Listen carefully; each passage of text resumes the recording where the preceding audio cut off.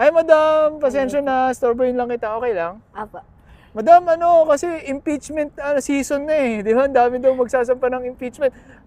Sino ba sa tingin mo ang mas karapat dapat na impeach? Si Sara Duterte o si President Bongbong Marcos? For me, si Sara Duterte po because yun nga po, meron tayong enough evidence.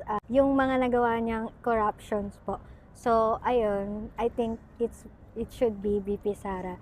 Kasi ganun lang din if ma-impeach natin si President Bongbong Marcos, angat lang din si VP Sara na meron na nga tayong reason to impeach her.